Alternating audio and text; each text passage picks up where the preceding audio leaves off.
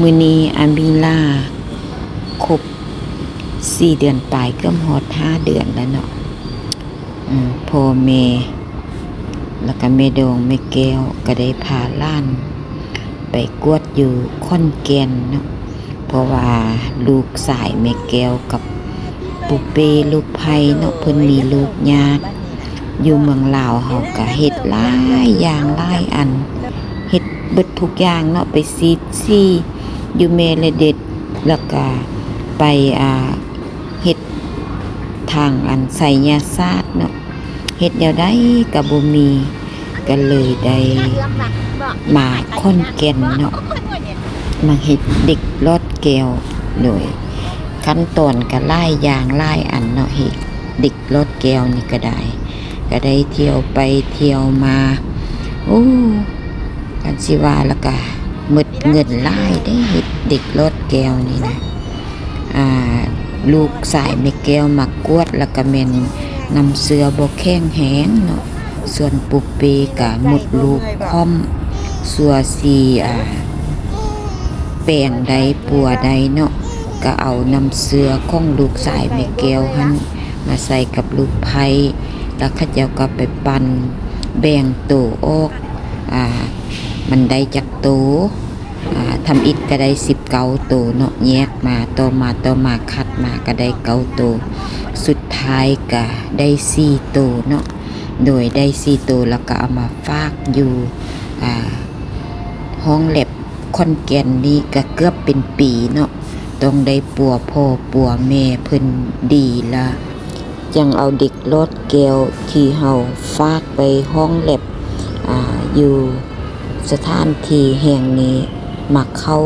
ทองปูเปเนาะก่อนสิเอาเข้ากะแม่ต้องสุขภาพดีเป็นประจำเดือนแล้วเพิ่นจังให้เอาเข้าเนาะเวลาเอาเข้าก็ต้องได้พักแล้วก็ลูกชายก็ต้องประคบประงมลูกไผ่ให้ดีๆเนาะเพราะว่ายานมันหลุดออกนะก็ต้องได้ใส่โลนั่งโลไปใส่มาใส่ก็สิได้แพงตัวเองเนาะบ่เฮ็ดให้ท้องหรือว่าห่างกายเฮามันเน่งติ่งหลายหั่นนะโดยก็ส่วนว่าได้เป็นอามิลานี่ก็ยากเนาะต้องได้อดทนหลายทั้งพ่อทั้งแม่หั่นแหละซุ่มการที่รอคอย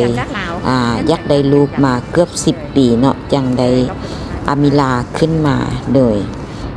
เพราะว่าพ่อแม่ก็ดีใจเนาะได้ล้านดิเพราะว่าเราเป็นเด็กลอดแก้วเราเป็นคนสลาดอามิลาแล้วก็เลือนั้นยัง3 ตัวเนาะเอาตัว A ใส่ก่อนส่วนยัง3 ตัวหันแม่นตัว B เนาะก็เลยว่ามาปรึกษาแพทย์หมอว่าอามิลาได้4 เดือนปลาย5 เดือนแล้วอยากได้ตัวที่ฝากไว้นี้หั่นน่ะเด็กลอดแก้วหั่นน่ะเนาะสิเอามาเข้าอีกให้อามิลาได้ครบปีแล้วจังสิเอามาใส่ท้องหมอเพิ่นก็เลยว่าให้เฮาไปเริ่มต้นเฮ็ดใหม่เพราะว่าเฮามีตัวอ่อนอยู่นี่แล้วเนาะเริ่มต้นเอาใบทะเบียนเอายังเฮ็ดมาเฮ็ดอีกตื่มเพราะว่าเขาเจ้ายานเฮาที่ว่าค้ามนุษย์หั่นน่ะก็เลยว่าเขาเจ้าบ่เชื่อมั่นเนาะคันถ้าเฮาอยากเฮ็ดอีกเฮาก็ต้องประกอบเอกสารทุกอย่างมาเฮ็ดอีกเนาะบ่แม่นว่าสิได้เอาให้เฮ็ดง่ายๆเนาะต้องเริ่มต้นใหม่โดยก็เลยว่ามาหมอแพทย์ผู้เพิ่นที่ว่าเอาเด็กเข้าอันทองให้ปุเปเนาะเพิ่นเก่งอยู่ในขอนแก่นแห่งนี้แหละหมอผู้นี้เนาะ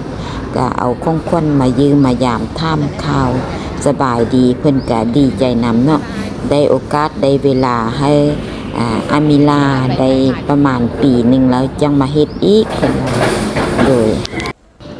มาพบแพทย์พบหมอสำเร็จเรียบร้อยเบิดแล้วก็กลับเนาะเพราะว่าอยู่ไหนนี่เขาเจ้าก็สิมีบ้านพักโรงแรมให้เช่าให้นอนเนาะก็สิบ่ได้ออกไปนอนทางนอกเพราะว่าอยู่นี่มีเบิดทุกบ่อนทุกที่ที่ว่าคนมาแล้วก็ ได้มาพักมาเศร้าอยู่นี่เนาะสะอาดสะอ้างมันก็มีซีซันเนาะโรงแรมอยู่นี่มีหลายห้อง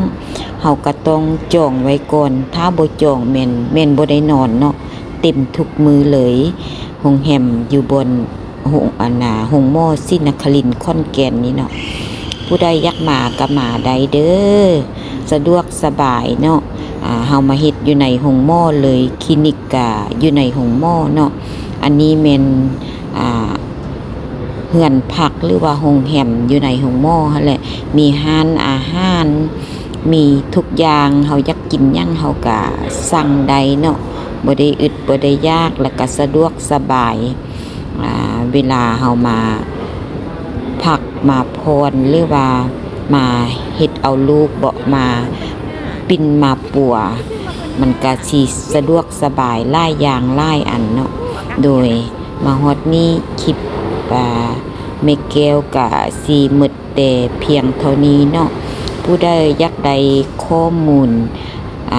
ก็เข้าไปปรึกษา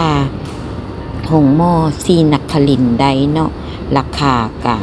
บ่แพงถ้าเฮาไปเฮ็ดอยู่ข้างนอกมันก็สิอาจราคาสูงกว่าอยู่ในหงมอนี่เด้เนาะขอบใจหลายๆที่ติดตามคลิปแม่แก้วเด้อโชคดีมีโชคมีลาภเปิดสุขผู้สุขคนโดยโชคดีลาก่อนบ๊ายบายพบกันในคลิปหน้า มีลากันนอนสบายกัดตีนเซ้ยเพิ่นสบายโตเนาะ เด็กน้อยน่ารักเด็กน้อยลอดแก้วอันนี้นะเป็นตาสั่งบ่นี่มีลาสั่งดีสั่งคนน้อยนี่ดีคำฮูนี่นะสั่งไล่ดีมีลากล้องเมตูนี่นะ